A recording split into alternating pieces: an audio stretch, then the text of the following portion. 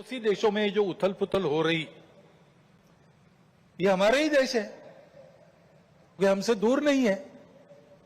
कुछ वर्ष पूर्व भारतीय थे, हमारे अपने हैं। उनमें इस प्रकार की अस्थिरता उत्पन्न होना, ये हमारे लिए,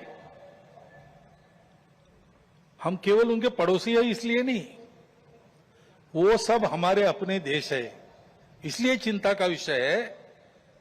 हितरक्षण से भी ज्यादा ये जो हमारा आत्मीयता का संबंध है, अपनेपन का संबंध है, उसके चलते ये चिंता होती है। जय श्री राम। भाई बंधुओं को भी जय श्री राम। अभी आपने संघ प्रमुख मोहन भागवत जी की स्पीच सुनी है। मैं मोहन भागवत जी से पूछना चाहता हूँ, मोहन भागवत जी, जो पाकिस्तान 1947 से लेकर 2025 तक भारत के अंदर इतने आतंकवादी हमले करता हो, इतने बम ब्लास्ट करता हो, शायद ही भारत का कोई ऐसा शहर होगा जो आतंकवादी हमले से ग्रस्त ना होगा। शायद ही भारत के अंदर कोई ऐसे परिवार होगा जो आतंकवादी के हमले से पीड़ित ना होगा। इस देश के अंदर इतने आतंकवादी हमले हुए, उसके बाद भी मोहन भागवत जी आप बोल रहे हो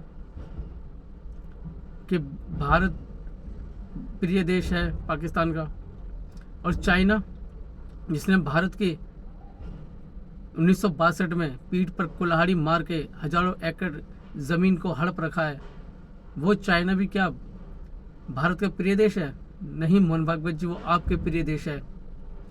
इसका मतलब तो ये है कि जो भारत के सर्वप्रथम CDS विपिन रावत साहब जी बोलकर गए थे कि भारत 2.5 मोर्चों पे युद्ध लड़ रहा है, पाकिस्तान, चाइना और भारत में बैठे गद्दार।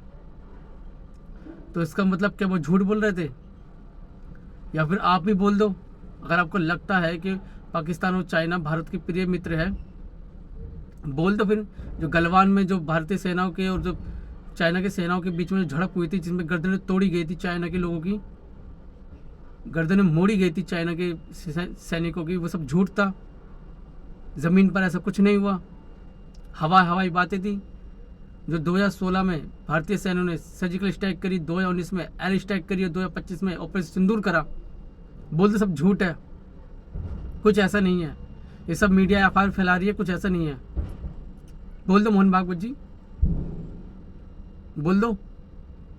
अब बात समझ में आई मेरे को कि इस देश के अंदर अवैध धर्मांतरण पर, इस देश के अंदर बांग्लादेशी और रोहिंग्याओं का घुसपैठ, इस देश के अंदर हिंदू देवी देवताओं को गाली, इस देश के अंदर अंबेडकरवाद का इतना दबदबा होना, ब्राह्मण और दलितों के बीच में इतना संघर्ष होना, हिंदू रथ यात्राओं पे, हिंदू शोभा यात्राओं पर पथराव होना, बड़े बड़े हिंदूवादियों की लोगों की गर्दन काटने पे आप हमेशा चुप क्यों रहते हो? आज तक कभी मैंने आपका कोई बयान नहीं सुना, कभी कोई ऐसा कोई स्पीच आपकी सुनी नहीं जिसमें आपने कभी इन दर्द पर, इन षड्यंत्र पर कभी आपने पर दर्द झलका हो।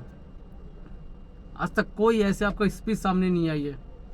मैं हमेशा सोचता था कि संघ प्रमुख मोहन भागवत जी का स्पीच क्यों नहीं आती, इसके खिलाफ क्यों नहीं बोलते।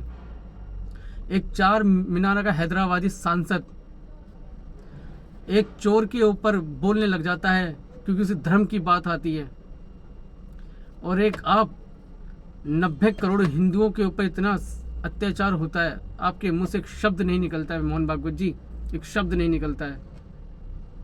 मोहन भागवत जी, आपका नकाब धीरे धीरे उतर रहा है। धीरे धीरे सभी हिंदुओं को पता लग रहा है कि आप हिंदुत्व के लिए कितने सुरक्षित हो, कितने असुरक्षित हो, आप हिंदू के लिए क्या कर रहे हो, क्या नहीं कर रहे हो।